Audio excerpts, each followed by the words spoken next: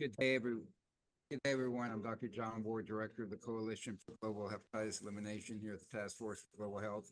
And thank all of you for your interest in this topic of increasing number of newborns receiving a timely dose of hepatitis B vaccine to prevent them from becoming infected with the hepatitis B virus at the time of birth.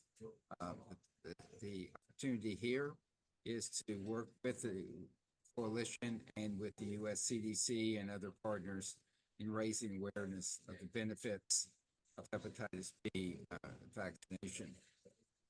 So this is the purpose of this instructional webinar, where I'll be joined by Ms. Jalura Harrell here in a moment, is to give you some information about the funding opportunity. Hopefully, you're able to, if needed, access the translation as is instructed here on this slide for those that speak French. Next slide. So what we'll be going over today, I will be giving you some introductory remarks, some information about why hepatitis B first dose vaccination, as it's called, is important. And then Ms. Harrell will go over the aspects of this funding opportunity, and then we'll all join in a discussion and question and answer period, along with Lindsay Ebert. So let me give you some information about hepatitis B first dose vaccination. Next slide.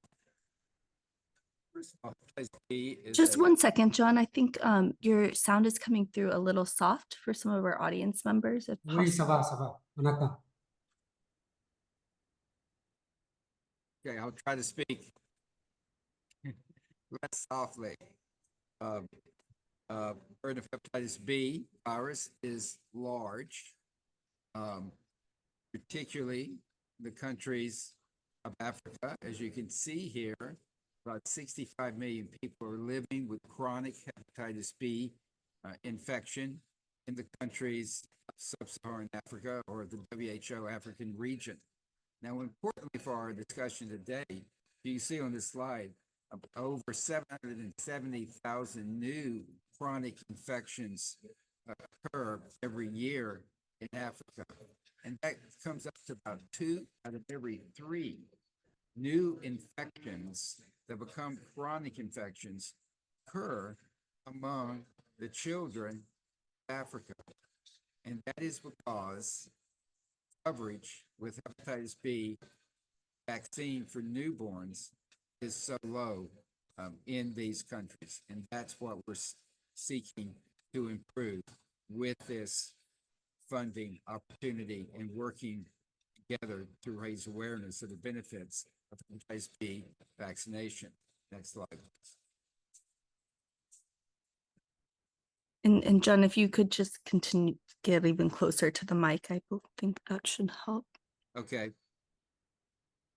Now, hepatitis B vaccine, which has been available for over 40 years now, was the world's first anti-cancer vaccine, meaning that by preventing hepatitis B, you're preventing the largest cause of liver cancer in the world.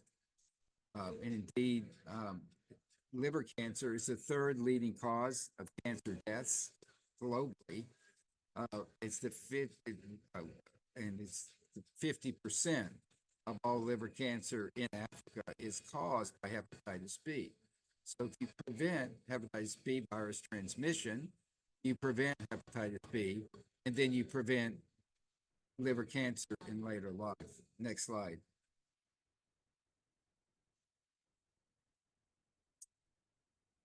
And why is vaccination immediately after birth so important? It's because it carries a high risk of infection becoming a chronic or lifelong infection. Indeed, if a newborn becomes infected with hepatitis B as they move through the birth canal and get exposed to the mother's virus have a 90% chance of remaining chronically infected for life, and with that lifelong infection, having a 1 in 4 risk of dying early from liver failure or liver cancer. And that is what we're trying to uh, prevent by preventing that transmission from mother to child. And as hopefully many of you know on the call, hepatitis B is one of the vaccines that's given to infants as part of their routine infant vaccine schedule. And that also protects the infant among other exposures that lead to hepatitis B, but it's given too late to protect the newborn right after birth. That birth dose needs to be given in the first 24 hours of life to be most effective. And so, because we're vaccinating infants and protecting them later in childhood, the more and more of the infections that are becoming chronic and lifelong for children are occurring at the time of birth. That's why this hepatitis B birth dose is so important. Next slide, please.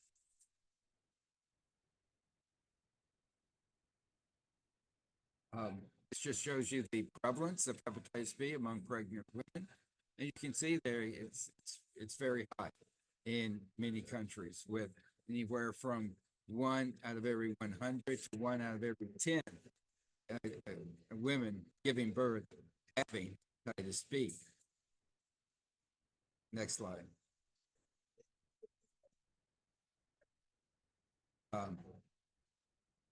So since 2009, WHO has recommended a birth dose of hepatitis B vaccine. I know it was that year because I gave the presentation for the advisory committee to WHO leadership that they should adopt this vaccine. And fortunately, they accepted that advice and began to recommend hepatitis B birth dose be given to all infants all around the world.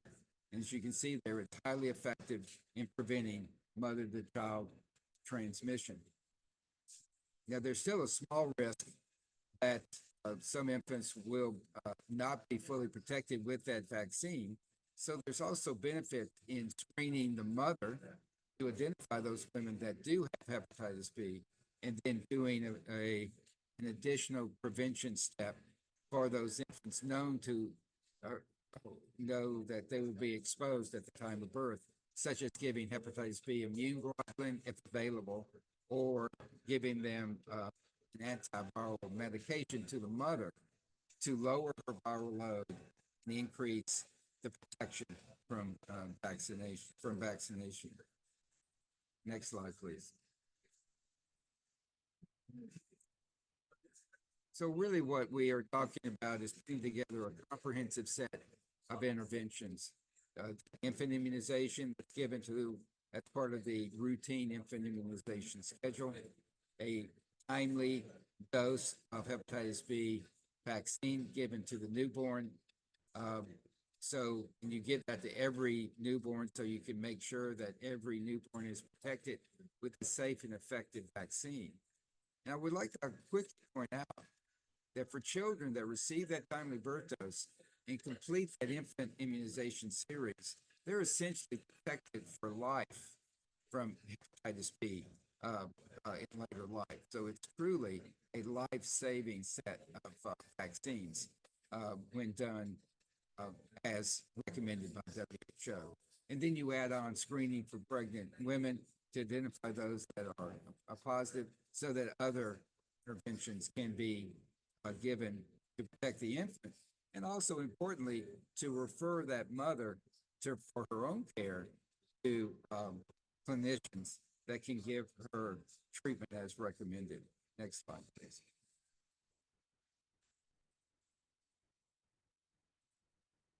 Now, hepatitis B vaccine,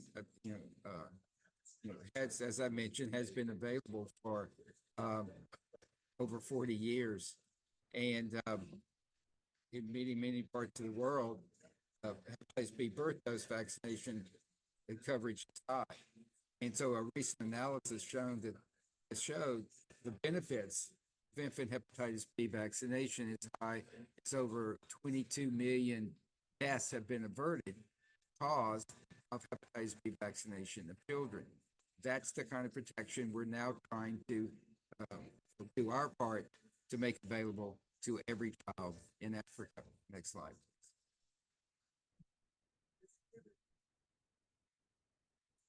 Now, because of the work of countries all around the world, hepatitis B vaccination coverage has improved. The goal set by the United Nations, reducing to less than 1% the prevalence of hepatitis B among children, has been achieved in every region of the world except for Africa. That's because the low coverage with hepatitis B birth dose vaccination. And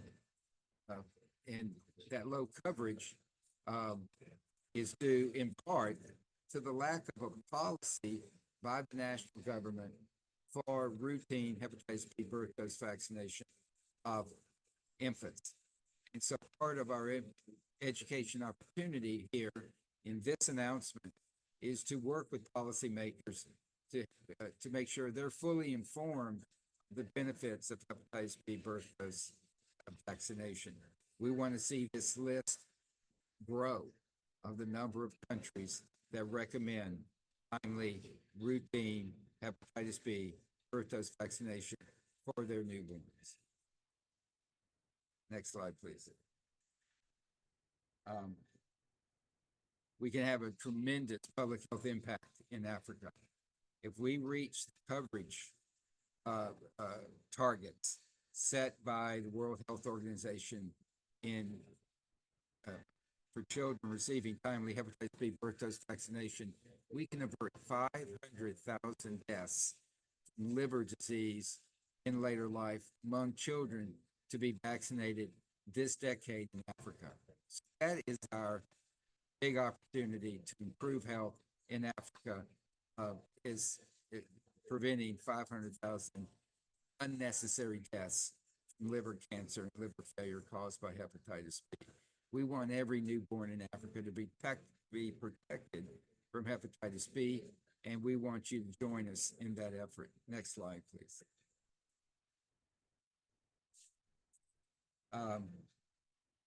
To our part, we have been working over about the last 3 to 4 years now in bringing people together to share information about how to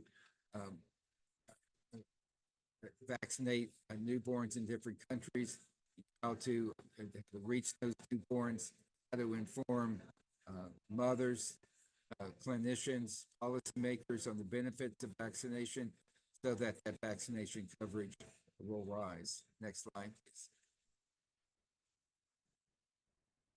We've also put together what we call a toolkit of information to help countries through that policy development process so that they set policies to begin to vaccinate routinely their newborns with hepatitis B vaccine. And this toolkit is available on our website, globalhep.org.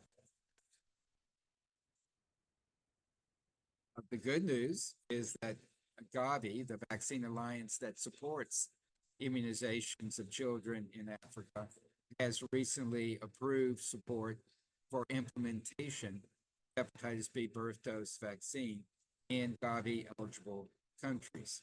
And so there are funding opportunities now for those national governments to apply for that funding. But again, these national governments need to be fully informed of the benefits of hepatitis B vaccination so that they will step up and apply for that money. So again, this funding opportunity presents that opportunity to raise that awareness so that countries apply for this funding. Next slide. Here are just some of the challenges and some of the surveys we've done of implementing hepatitis B birth dose vaccination. The largest challenge is for infants born at home, where you are not immediately in a facility that has the vaccine available, and the birth is known to attendants. Having the vaccine readily available in the birth site, clinical sites is important. Clinical training is very important, of course, for the vaccine to be delivered. And then here, raising awareness of the benefits of vaccination to pregnant women and their families is also very important. And that's why we want to work with many of you on this call in this educational opportunity.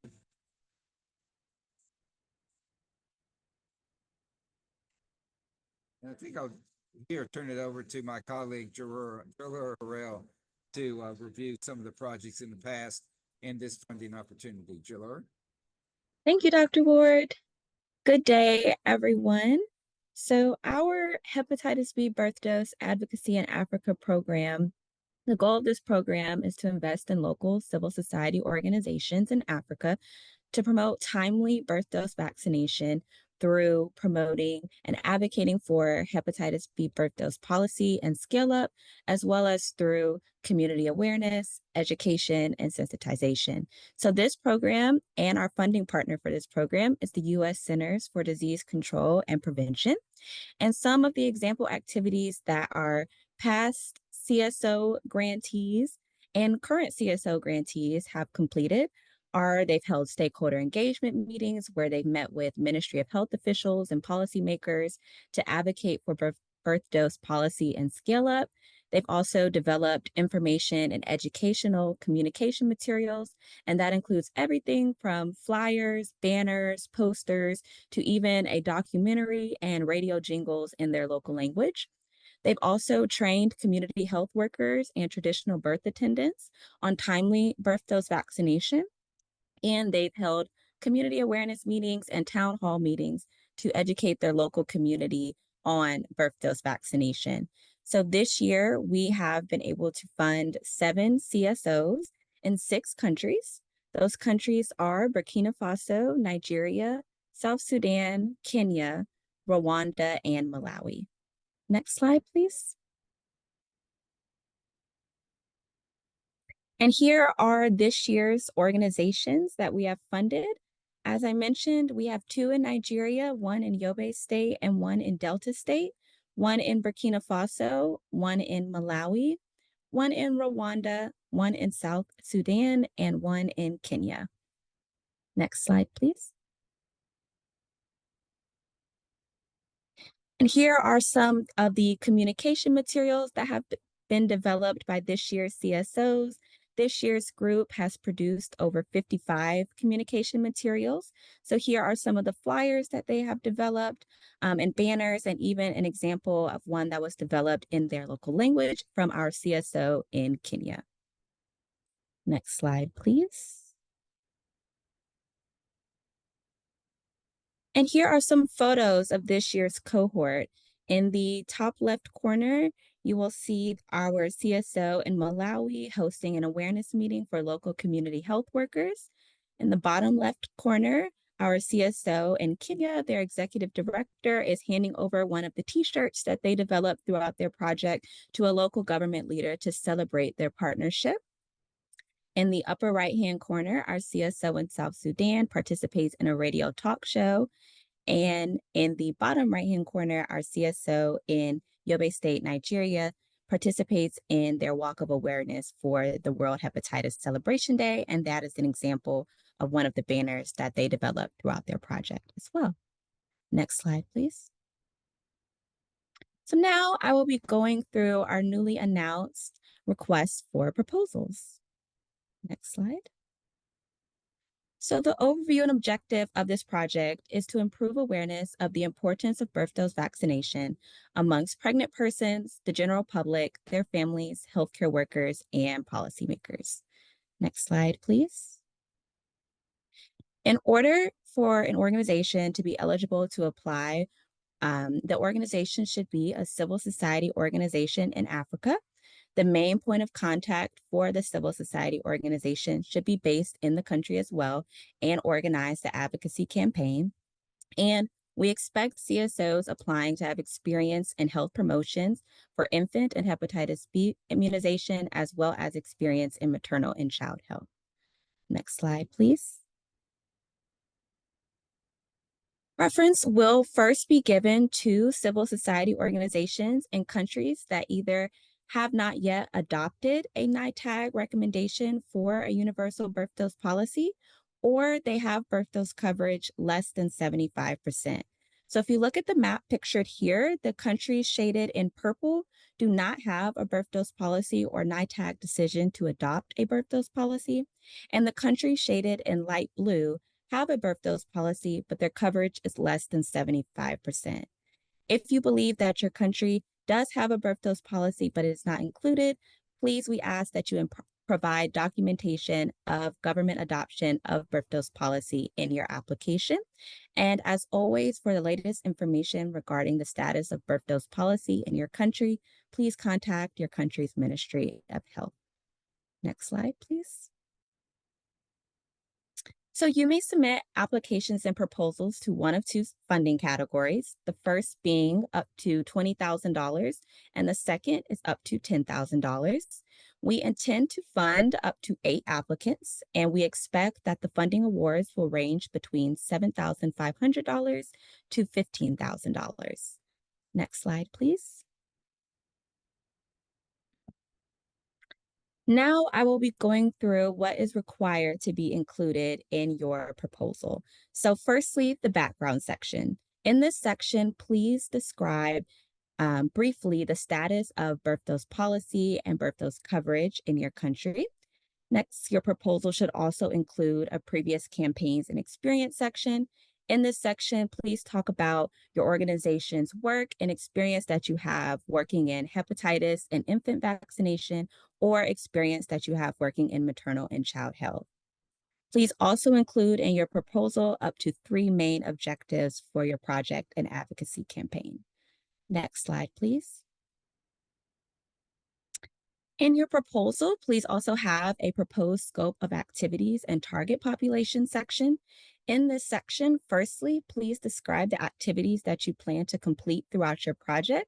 And we ask that you please be sure to include all of the activities listed here, which are required to be included in your project when describing the activities that you will complete.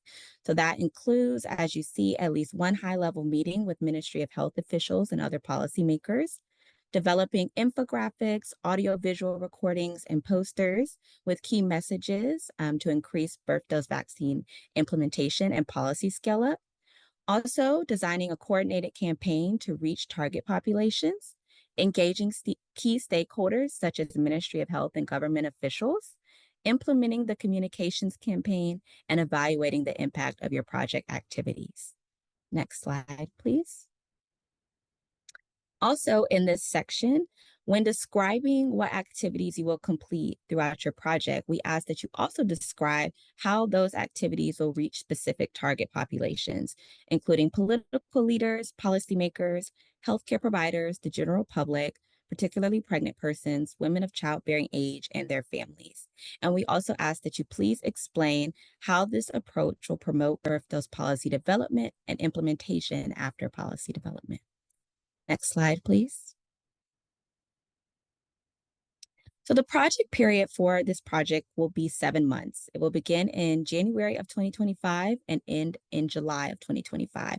So in your proposal, please include a timeline of when you plan to complete each of the activities in your project throughout that project period, and any dates of key milestones that will occur throughout your project.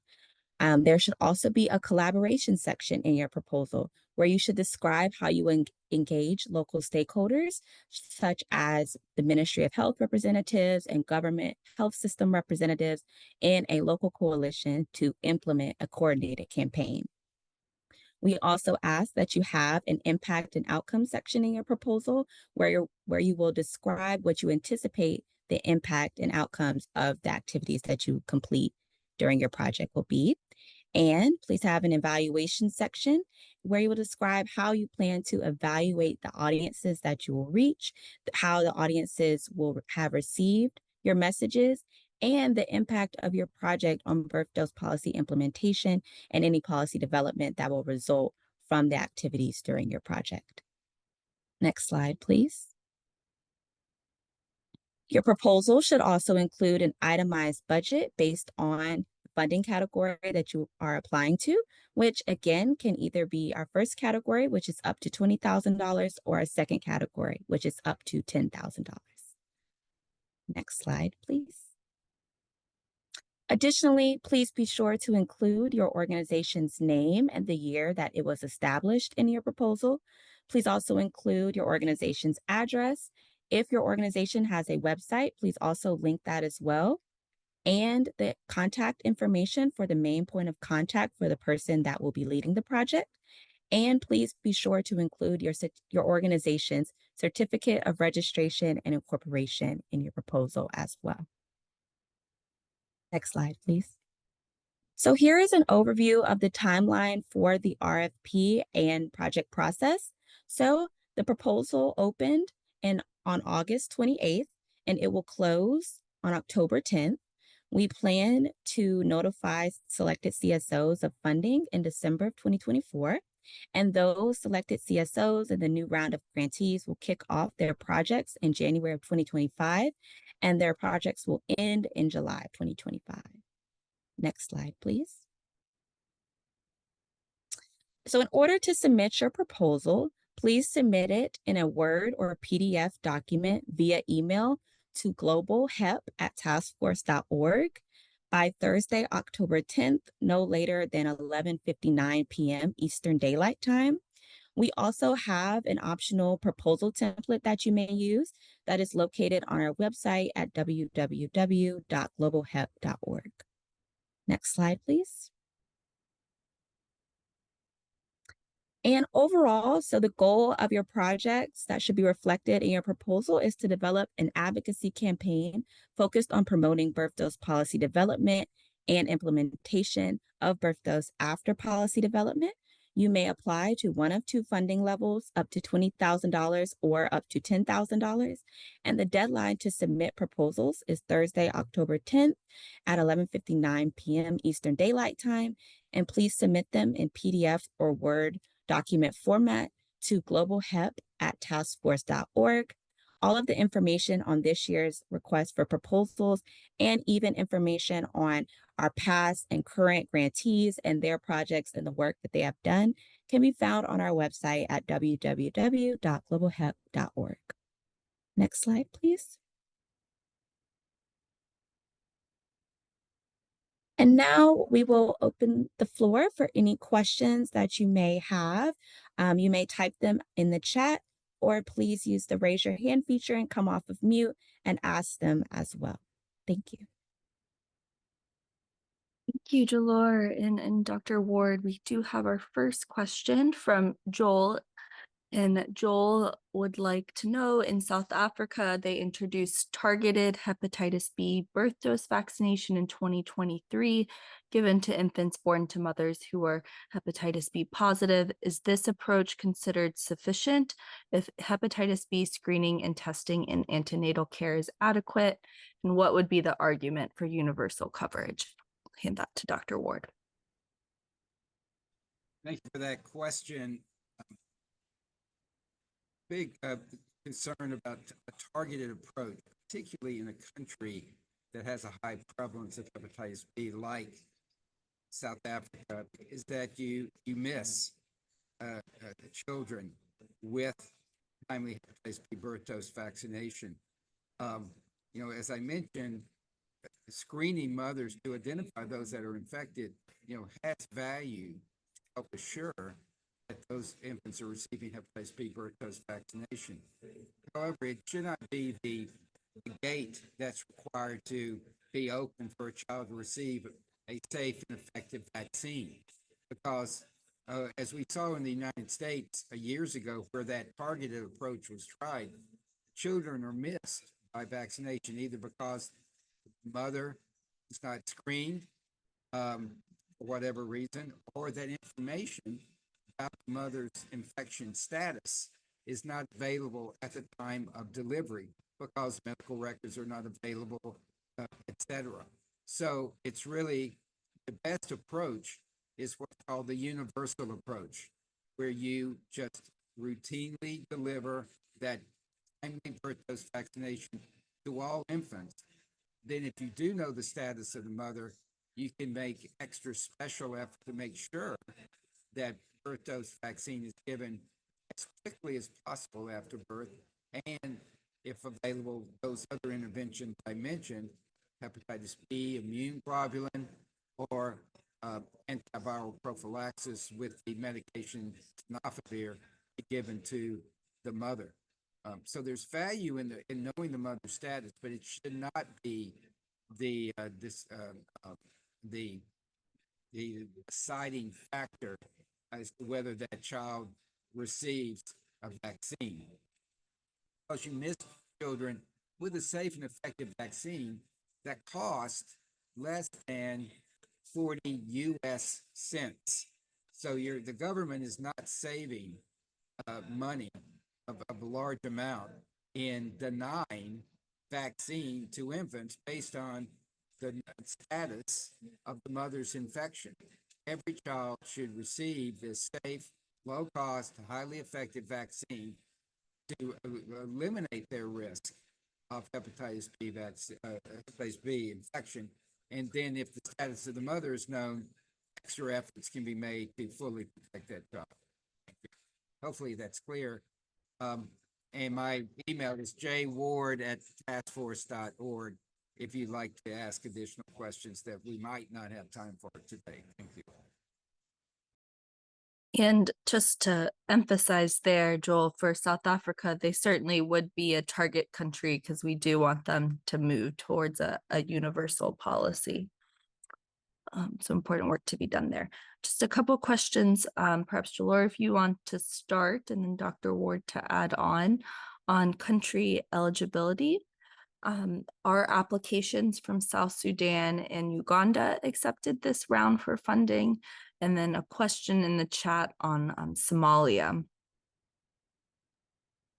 Yes, applications from South Sudan and Uganda are eligible and will be accepted and considered for funding this round as well. Great. And I know the question on Somalia was about the map. So if you have any questions, we'll follow up directly on that. I believe Somalia should be eligible as well. So apologies if there is any confusion, but we will follow up by email directly with you. Thank you. Okay, next question is on the word count for the application. Is there any restriction on the number of characters or words? The maximum word count is 2,500 words, and that does not include section headers such as background or previous campaigns, just the body text. Terrific. Another question for you, Jalor. Just perhaps we can make a note to double check. There was a concern that the contact field on the application wasn't responding. But if anyone does have any problems with the template, you're welcome. Please email us at globalhep@taskforce.org. We're happy to try and resolve that, but we understand that sometimes Word documents do not cooperate. So just do your best and we will certainly not count that against the application. Okay, next question is, can countries with less than 75% coverage apply for funding over $10,000? Yes, you can apply for either funding category. Great. Another country question. I would like to know if funding will still be considered in Nigeria. They have received funding in this past year in Yobe and Delta states. Are CSOs eligible from Nigeria in the future? Yes, CSOs from Nigeria are eligible to apply for funding.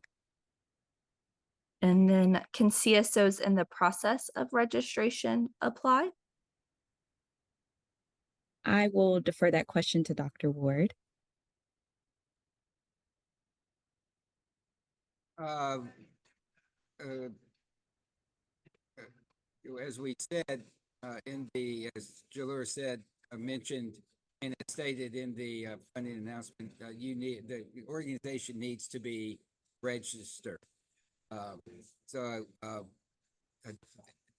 will certainly be taken into consideration for our review. But if as stated, the organization needs to be registered. So if you're in the process of being registered, you're not registered. So that process needs to be completed for funding to be received. Thank you. And then question from Aaron's from Nigeria. Can we use a regional approach to cover 2 states with high prevalence of hepatitis B in our proposal? Is that acceptable? Yes, that is acceptable. I'll defer to Dr. Ward if he has anything to add. No, that's fully acceptable. They just, and I would encourage you in your application to describe, with the dollar amount available in the, in this funding announcement, how you can cover, multiple states. But I think the larger the potential impact, then the bigger that will certainly be taken into consideration, in reviewing your application. But there's no restriction on targeting multiple states rather than one. Okay, thank you. Thank you. For the question from Jamal from Ghana, asked if they were able to apply, they're newly registered, and Jamal, we confirm you are, as long as you have your certificate of incorporation from 2024. That is all that we required. So we look forward to your application. From Mandango in Tanzania, they asked that they were labeled as not having a birth dose policy. Are they eligible to apply? And yes, that would be certainly a priority country in this application process. We really want to support countries adopting new policies. So Tanzania is very much eligible. Next question from Abdul. Are we able to apply as a consortium?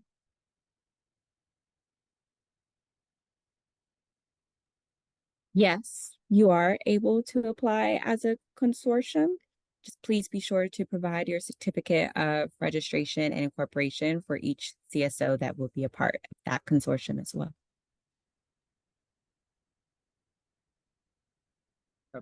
I agree. This is sort of getting into the details of an application, but I would think it would be best if you had a consortium. And Lindsay can comment on this as well, but probably have one organization among that consortium being the financial agent that's receiving the funding, rather than the coalition having to distribute money to multiple members of the consortium. Is that how you look at it, Lindsay, or what would you recommend?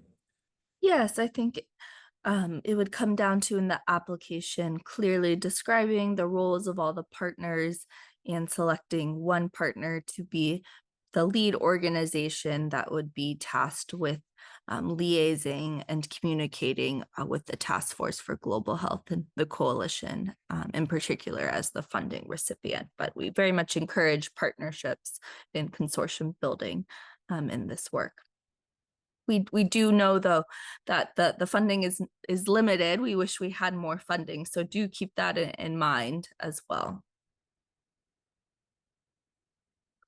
Okay, next question on eligibility. Prosper would like to know if CSOs that have not carried out birth dose immunization activities or awareness campaigns, are they eligible to apply?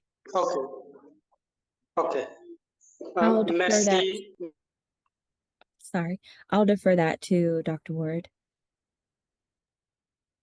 Yes, we want to increase the number of organizations that are doing this type of advocacy. But as Jalora mentioned, the organization, that will be most eligible to receive this funding, even though they have not worked in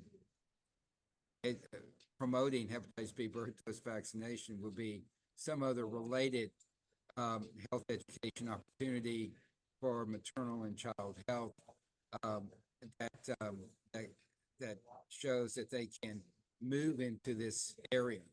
But some of the organizations that have been funded in the past have not previously been involved in hepatitis B birth dose vaccination, but because of this project, they are, and that's the opportunity here as well. So present your previous experience clearly so that we understand what you can bring to this effort as we consider the proposals to fund. Thank you. Hello. Hi, Antoine. Hello. Or is it Antoine? Hello, we can hear you. All right. So my network was disrupted, so I couldn't get a response Jamal. to my question. This is Hello. Jamal. Yeah. Yeah. Yeah. Hello. Yes, please go ahead. You can ask your I question. said, Okay, yeah, my hello. network was disrupted, so the response to my question, I couldn't get it. Oh, apologies. Let me go back Yeah. to your question. Yes, on Ghana being from Ghana, new organization, yes, you would be eligible to apply as long as you were incorporated this year and had that certificate. Being a new organization is exciting, and as long as you are registered with the government, that is the only requirement. All right. So that's fine. Thank you. We do want to go to Amadou. Oui, ok, merci. Merci beaucoup. C'est Amadou Goïta. Nous sommes basés au Mali. Je travaille à l'ONG à Dilo. Moi, ma question, c'est de savoir, au Mali, le gouvernement a une politique qu'on Yes, appelle thank you so much. une politique intégrée avec le VIH-Sida, la tuberculose. Et là, les enfants ont accès à la dose à partir de la 20e semaine. Donc, moi, ma question est de savoir, est-ce que cette politique intégrée avec le VIH-Sida et la tuberculose hépatite peut constituer comme une politique nationale pour lutter contre les hépatites au Mali? Voilà, ça c'est la question que j'aimerais vous poser. Merci.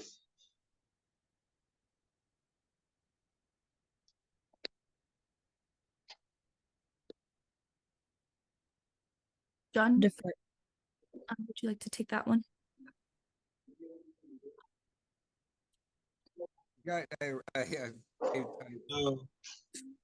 I'm not certain I understood fully the question, but I think the answer is just focus of this health education opportunity is implementation of universal, timely hepatitis B birth dose vaccination. And it can be a part of a larger strategy, such as you were touching on for HIV and TB, what's called triple elimination. Some countries are taking on to screen for HIV, syphilis, and hepatitis B. But this announcement and this education is all about making sure that newborn receives a timely, within the first 24 hours of life, hepatitis B birth dose vaccination. It's not there to support screening or other opportunities, but rather, how does hepatitis B birth dose vaccination fit into a strategy that the country is implementing to improve newborn health? And so I hope I answered your question. Lindsay, Jalur, if you heard something else in that question, please comment. Thank you. I think to emphasize, Mali would be an eligible country need for additional birth dose vaccine. So we encourage you to apply. If there are specific questions on strategies and integration, please email us. I'll put our email and we can discuss in more detail by email.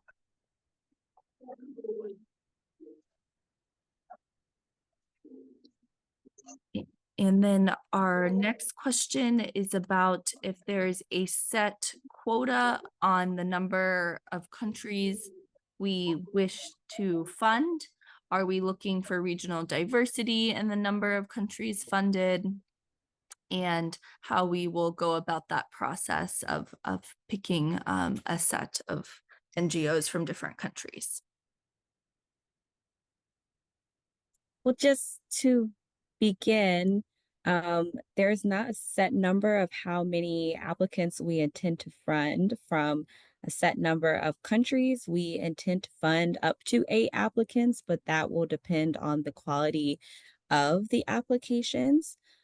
We do want to have a diverse representation of countries represented, and of course, emphasizing those countries that do not yet have a birth dose policy. And I will defer to Dr. Ward to add on to that for that question, and Lindsay as well. No, I agree. I think you answered it fully. Thank you. Great. Can civil society organizations with a history of health issues, including HIV and AIDS, be eligible?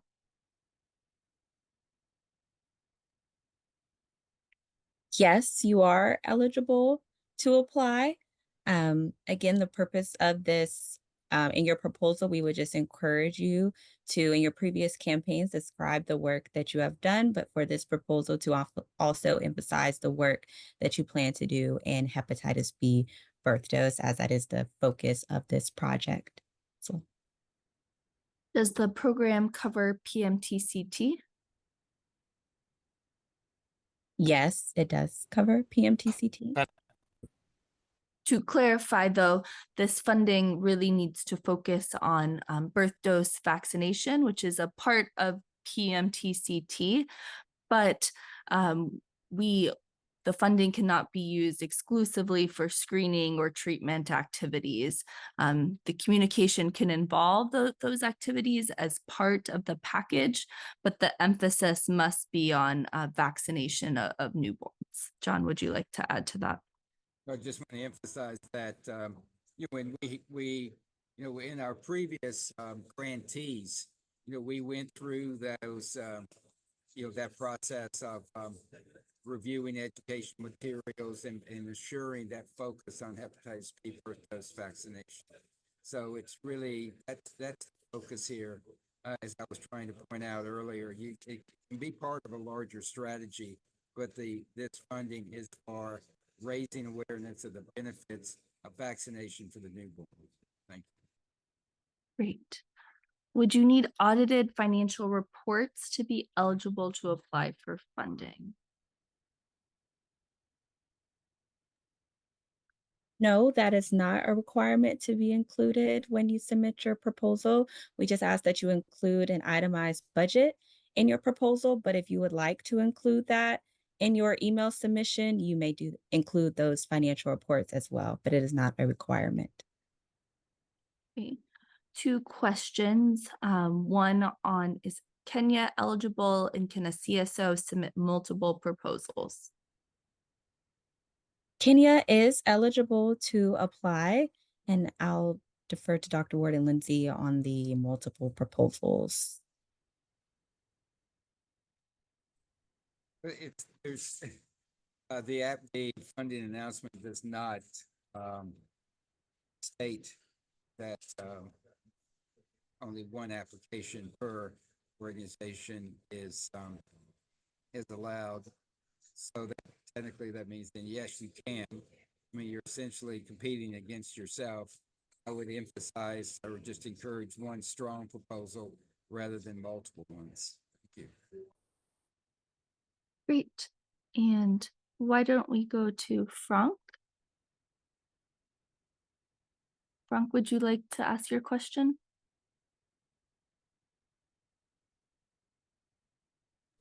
Yes, and good afternoon. Hello. Hello.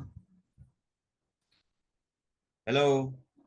Hello, we can hear you. I just want to ask a question. Like, Hello. the subjects, like when submitting your proposal, what should be the subject of the email? The email subject can be whatever you choose for it to be. Please you can respond and say 2024 response Because to this was is your email subject can be what you would like for it to be. Just in your response, you could say, for example, 2024 response to CGHE request for proposals and have your organization name, whatever you would like for it to be. There's no specific requirement for your email subject. Just please include your organization name and that it is your proposal submission for the 2024 request for proposals. Can you please type it on the chat box so that everybody can have access to it? I got Yes. it. Sure, I'll Oh. do it. Thank you. Thank you. And why don't we go to our other hand raise? Anuje, can you hear us? Oui, bonjour à tout le monde. Bonjour à tout le monde. Yes.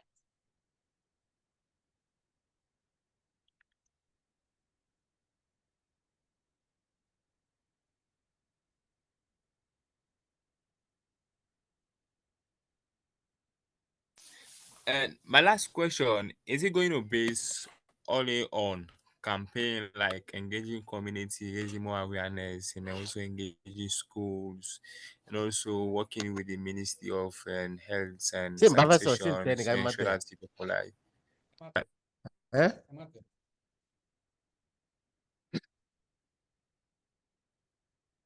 D'accord. Je disais Hello. tantôt que je vous appelle depuis le Bénin. Je voudrais savoir d'abord si le Bénin est éligible et que le vaccin contre l'hépatite B était une lutte que menait une alliance par rapport à la prise en compte des hépatites B. Nous avons fait des sensibilisations par rapport à ça.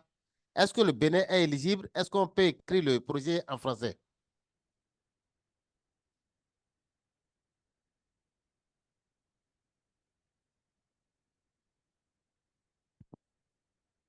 Allô? Yes, Benin may apply, is eligible to apply for funding. And I think I want to I want Okay. to raise a concern or a Merci comment. beaucoup. Can you hear me?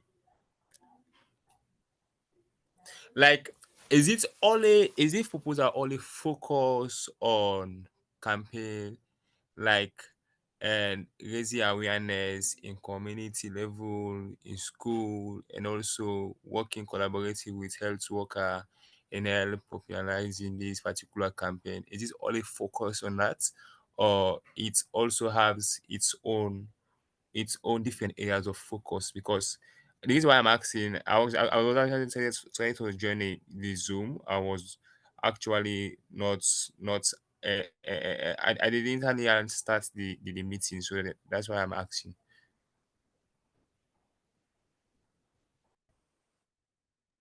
I'll defer that to Dr. Ward.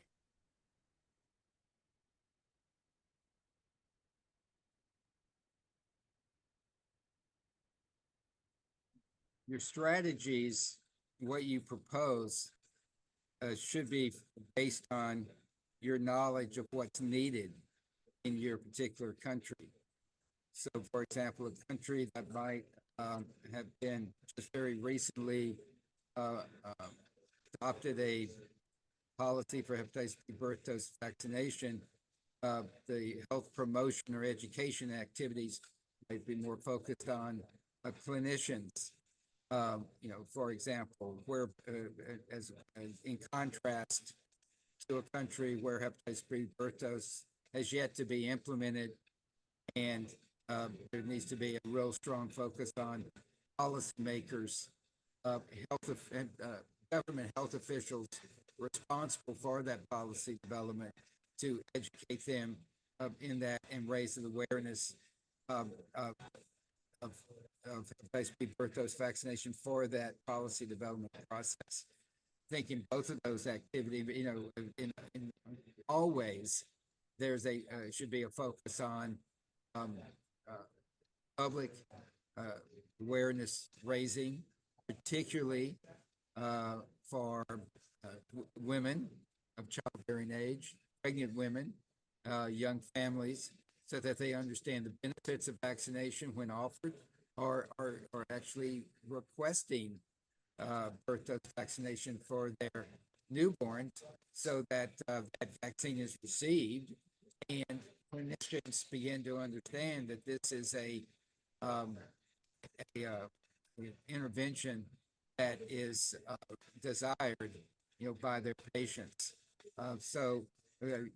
We look for an understanding of what's needed in the country, what's the situation regarding hepatitis B vaccination in the country, and then what is the organization proposing of set education activities based on that knowledge of the status of hepatitis B birth dose vaccination.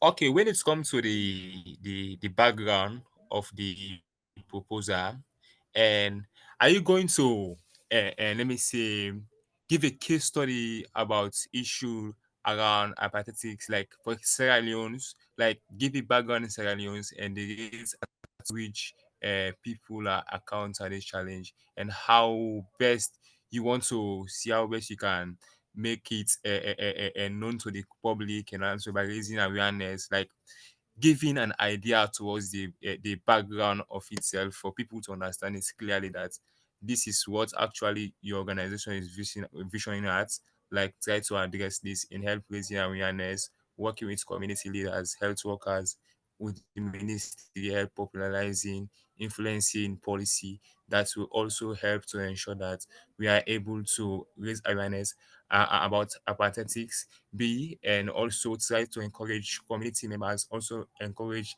parents, and more especially parents who are actually giving birth and at earlier stage, to ensure that they have the awareness about it. And also more, and my final question, and it's about the specific amounts when requesting for the budget, like what are actually the minimum amounts like organization can request. Because as for us in West Africa Youth and Child Advocacy Network, we have already developed our proposal already, everything is set, so we are just waiting on this meeting, because we're actually patient for us to see how best we can have some information, to see how best we can do some 1 or 2 3 additions towards our project proposal, to ensure that we are able to submit and for Sierra Leone to implement and also help raise awareness. Recently, we have also working, we have trying to work with the ministry, a part of this particular, because as long as we see the opportunity, we are trying to work with the Ministry of Health and Sanitation to see how best we can help raise awareness. And the Ministry of Health and Sanitation recently, and also and give the opportunity to us to and help supply vaccine